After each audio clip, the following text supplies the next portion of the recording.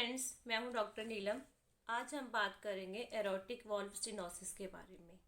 Aorta वो blood vessel होती है जो वेंट्रिकल से, लेफ्ट वेंट्रिकल से साफ खून जो है सारे शरीर में सर्कुलेट करती है। लेफ्ट वेंट्रिकल और एरोटा के बीच में जो दरवाज़ा होता है, जो वाल्व होता है, उसको एरोटिक वाल्व कहा जाता है। जब ये वाल्व टाइट हो जाता है, पूरा नहीं खुलता है, तो ब्लड जो है वेंट्रिकल से एरोटा में पूरा नहीं जाता है। मतलब शरीर को जितनी ज़रूरत है ब्लड की, उतना ब्लड पंप नहीं होता है, उससे कुछ अमाउंट जो है कम पंप होती है। इसका जो सबसे कॉमन रीज़न है वॉल्व स्टेनोसिस होने का, वो होता है ओल्ड एज। 50 to 60% जो केसेस रहते हैं वो डीजेनरेटिव चेंजेस की वजह से होता है। मतलब कि ओल्ड एज की वजह से, उम्र ज़्यादा होने की वजह से कैल्शियम जो है वॉल्व्स के ऊपर डिपॉजिट होने लग जाता है, जिसकी वजह से वॉल्व की फ्लेक्सिबिलिटी और इलास्टिसिटी जो है वो धीरे धीरे कम होकर वहाँ का वॉल्व जो है सख्त हो जाता है, हार्ड हो जाता है, क्योंकि कैल्शियम जो है वो वॉल्व को हार्ड बना देता है। इसकी वजह से वॉल्व का जो एरिया है वो पूरा जो है नहीं खुलता वॉल्व, और उसका जो ओपनिंग एरिया है वो कम हो जाता है। सेकेंड रीज़न जो होता है वो होता है रूमेटिक हार्ट डिसीज। सबसे कॉमन कारण है कि 10 to 20% केसेस में इसमें क्या होता है, बैक्टीरियल इन्फेक्शन की वजह से आपके जो वॉल्व हैं वो अफेक्ट हो जाते हैं, और वॉल्व जो है, क्योंकि कोई इन्फेक्शन होगा तो बॉडी उसको रिपेयर करेगी, वहाँ पे स्कारिंग हो जाएगी, फाइब्रोसिस हो जाएगी, जिससे जो है वो हार्ड हो जाएंगे। या फिर कोई इन्फेक्शन होता है हार्ट में, किसी इन्फेक्शन की वजह से जो है आपका वॉल्व जो है अफेक्ट हो जाता है, जिसकी वजह से वॉल्व का जो एरिया है वो टाइट हो जाता है। ओल्ड एज में एरोटिक वॉल्व स्टेनोसिस में जो रिस्क फैक्टर होता है वो होता है बीपी है, शुगर है, स्मोकिंग है, कोलेस्ट्रॉल ज़्यादा होना है। तो अगर आप इनको कंट्रोल करते हैं तो आपका जो है एरोटिक वॉल्व स्टेनोसिस जो है उस पर इफेक्ट कम पड़ता है।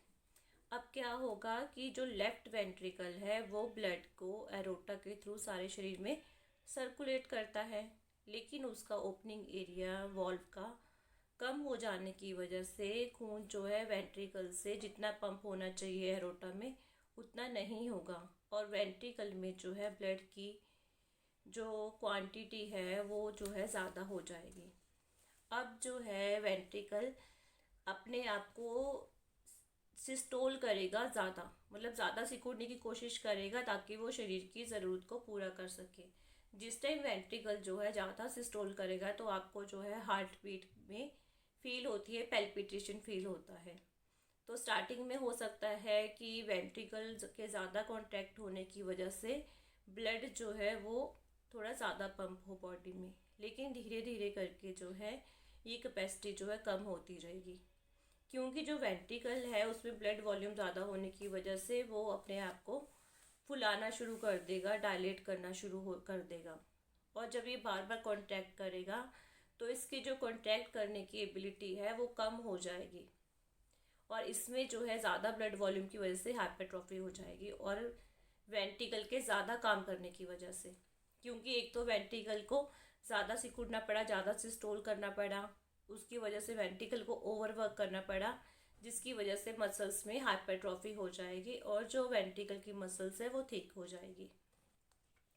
अब इसका इफेक्ट जो है ऊपर एट्रिया के ऊपर भी पड़ेगा, क्योंकि पहले जो है लेफ्ट वेंट्रिकल डायलेट होगा, उसके बाद जो है लेफ्ट एट्रिया के ऊपर भी असर आएगा।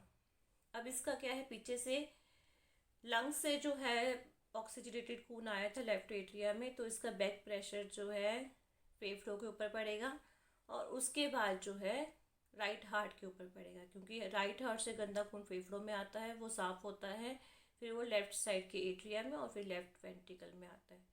तो इसका ऑपोजिट होगा, पहले लेफ्ट वेंट्रिकल में हाइपरट्रॉफी होगी, डायलिटेशन होगा, फिर लेफ्ट एट्रिया में होगा, फिर लंग्स में, और फिर एडवांस स्टेज में जाकर जैसे जैसे आपका डिजीज बढ़ता रहेगा फिर राइट साइड के हार्ट में और फिर बॉडी पर। अब इसमें क्या होगा कि आपका जो एरोटा का वॉल्व टाइट हो गया, एरोटा में ब्लड कम जाएगा शरीर में। अब जो हार्ट को, जो दिल को ब्लड सप्लाई करती है, ब्लड वेसल्स, कोरोनरी आर्टरी, उसमें भी ब्लड कम जाएगा, तो मतलब कि हार्ट की ब्लड सप्लाई पर भी असर आएगा। जब आपका दिल एक्स्ट्रा काम करेगा, कोई फिजिकल वर्क आप करेंगे, कोई एक्सरसाइज करेंगे, तो उस टाइम पर दिल को ज़्यादा जो खून चाहिए वो नहीं मिलेगा, इसका कारण पहला तो ये है कि आपका जो वेंट्रिकल है उसके मसल्स की हाइपरट्रॉफी हो गई। जैसे आप लोग एक्सरसाइज करते हैं तो एक्सरसाइज जब जिम जाते हैं तो आपकी मसल्स जो है उसके मसल्स के सेल्स की ग्रोथ हो जाती है। तो इसी तरह जब वेंट्रिकल ज़्यादा काम करता है तो वेंट्रिकल के मसल सेल्स की भी ग्रोथ हो जाती है, तो हाइपरट्रॉफी हो जाएगी। हाइपरट्रॉफी मसल्स की होगी लेकिन आर्टरीज जो ब्लड वेसल जो ब्लड सप्लाई करती है उसकी नहीं होगी। तो जब दिल एक्स्ट्रा काम करेगा तो उसको जो है ब्लड नहीं मिलेगा प्रॉपर। और दूसरा कारण है कि आपका जो वॉल्व टाइट हो गया उसका प्रेशर जो है वेंट्रिकल्स के ऊपर एक्स्ट्रा प्रेशर पड़ेगा, उस प्रेशर की वजह से भी वेंट्रिकल डायलेट और हाइपरट्रॉफाइड हो गया। तो जब भी आप एक्सरसाइज करेंगे, एक्स्ट्रा वर्क आप करेंगे तो आपको जो है ब्लड सप्लाई हार्ट मसल्स को प्रॉपर नहीं मिलेगी, तो आपको चेस्ट में पेन होगा, एंजाइना। ये पेन जो है एक्सरसाइज के टाइम पर होगा, रेस्ट में नहीं होगा। लेकिन अगर यही कंडीशन एडवांस होती रही तो आपको रेस्ट करते समय भी चेस्ट में दर्द होगा। और पेशेंट अगर एक्सरसाइज करता है, फिजिकल वर्क करता है, तो बॉडी में बीपी कम हो जाएगा और पेशेंट जो है बेहोश भी हो सकता है, लॉस ऑफ कॉन्शियसनेस या सिनकोप, क्योंकि जो ब्लड है वो ब्रेन तक जो है नहीं पहुंच रहा। क्योंकि जिस टाइम आप एक्स्ट्रा वर्क करेंगे आपको एक्स्ट्रा ब्लड की रिक्वायरमेंट होगी, बट वेंट्रिकल जो है एरोटा की स्टेनोसिस की वजह से एक्स्ट्रा जो है पंप नहीं कर पाएगा।